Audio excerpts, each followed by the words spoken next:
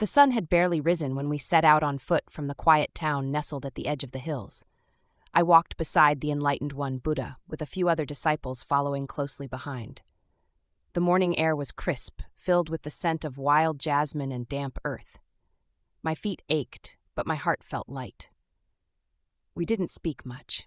Buddha often said silence teaches more than words. Still, I wondered where this path would lead.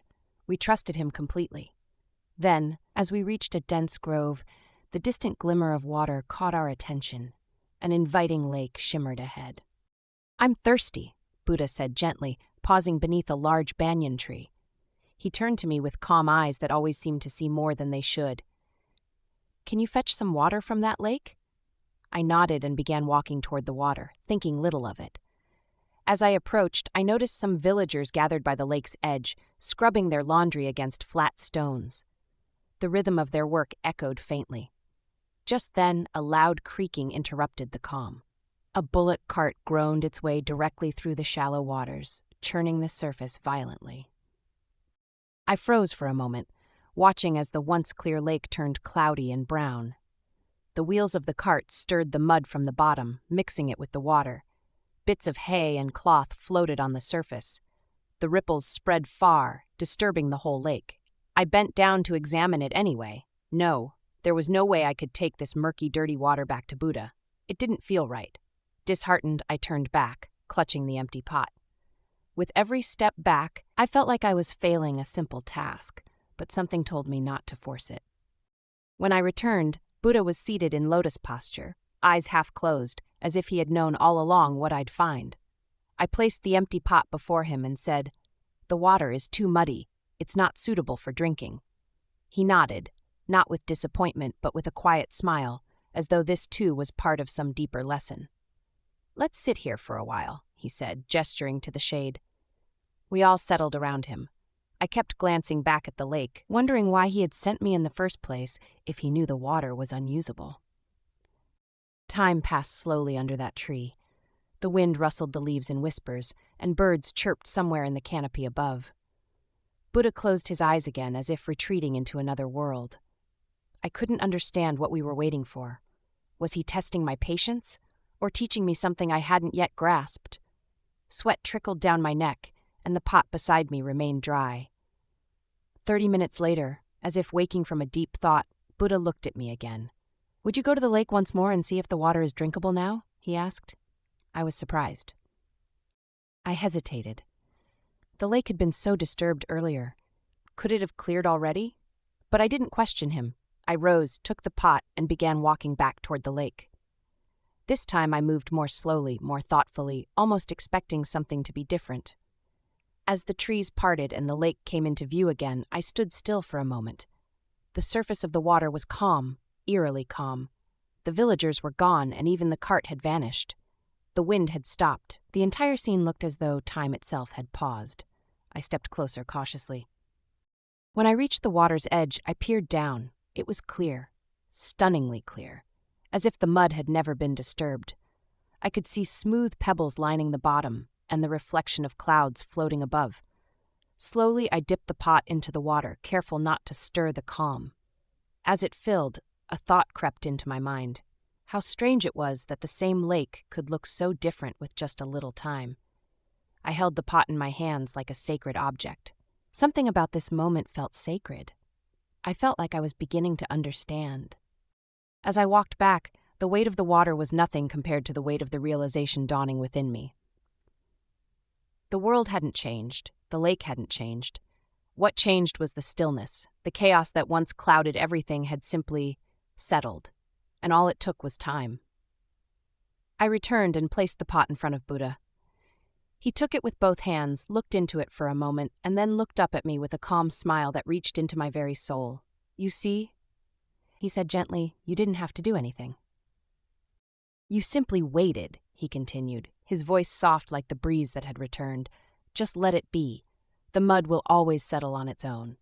I sat in silence, watching him take a sip from the pot, his movements deliberate and serene, and suddenly the world around me seemed different, lighter. The lesson wasn't about water. It was about me. My mind, like that lake, had often been agitated, clouded by noise and movement, But perhaps, just like the water, it needed no effort to clear, only time. I felt tears sting my eyes, though I wasn't sad, I was awakened. Buddha didn't speak further. He didn't need to. The silence around us said more than words ever could. But my mind was still spinning, not with confusion this time, but with clarity. I thought of the many times I had tried to fix things, rushed into action, worried endlessly, forced outcomes. Maybe all I needed back then was to pause. My thoughts churned like that muddy lake, and I never gave them space to settle. I looked at the others. They were calm, still. Had they learned this already, or were they just now seeing what I was beginning to feel? That night, as the stars began to pierce the darkening sky, I found myself unable to sleep. I kept thinking about the lake. The image of its transformation replayed in my mind again and again. How had something so simple carried such a deep truth? I sat up and looked at Buddha resting nearby, peaceful as ever. I wondered if he had known this lesson would unfold exactly as it had. Was the muddy water a coincidence? Or was it the universe speaking through nature, giving us messages we only noticed when we finally stopped trying to control everything? The wind whispered through the forest leaves, and the cool earth beneath me grounded my body while my thoughts drifted elsewhere. I began to remember moments from my past, times I had acted out of impulse, responded in anger, or clung to fear. My mind had been muddy, clouded with emotion and restlessness, and each time I had made choices I later regretted. But what if, in those moments, I had just paused? Waited? Let the mud settle like Buddha said? Would my life have taken a different shape? I couldn't change the past, but I could begin again, right now. The following morning, as the sun bled gold across the horizon, we prepared to continue our journey. I noticed something different in myself, a calmness, like the lake after the mud had sunk. Buddha hadn't just given me water, he had given me a mirror. Every step I took that day felt lighter, as though I had released a burden I didn't know I'd been carrying. Yet, a question remained in my heart. Would I remember this lesson the next time my mind was stirred? Could I recognize when to wait and when to act? I hoped I could. I prayed I would. Hours passed as we walked through fields and forests. The path grew uneven, and at one point we encountered a group of distressed villagers. Their carts were broken, their oxen exhausted, and their children crying. Many of my fellow disciples stepped back, unsure of what to do. A part of me wanted to help instantly, to fix everything. But I remembered the lake. Instead of reacting, I paused. I observed. I listened. And then, with clarity, I knew exactly what to do. We organized the villagers calmly, repaired what we could, shared our food, and continued on, together, stronger than before. That moment changed everything. It wasn't just a lesson now, it was a way of living. I began to notice how often people react from a muddy state of mind. Arguments, chaos, panic. So much of it comes from not letting things settle. I saw it in marketplaces, in homes, even among us disciples. I began to share the story of the lake whenever someone seemed lost in their emotions, and each time I saw their eyes widen with understanding, just like mine had. The world was still unpredictable, still full of struggle, but I now carried a calm that couldn't be shaken easily. One evening, weeks later, we arrived at a village on the edge of a desert. The people there were restless, preparing for a journey through the dunes. They feared the crossing. I could feel the tension in their voices, the unease in their movements. I sat beside a young man who seemed especially anxious. I shared the story of the lake with him, the muddiness, the stillness, the clarity. He listened silently, and then something shifted in his expression. "So the fear isn't the problem," he said. "It's the panic that follows it." I nodded. He smiled, breathed deeply, and found his peace.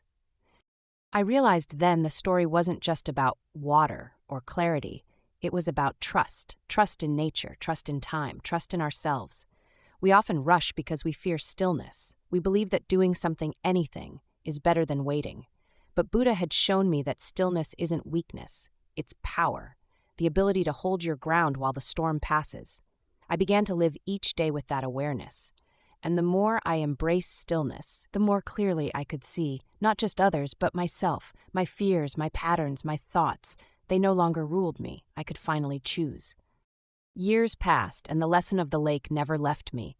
Whenever life grew difficult, I closed my eyes and imagined that same muddy water settling quietly. I became a teacher myself, guiding others not with pressure but with presence.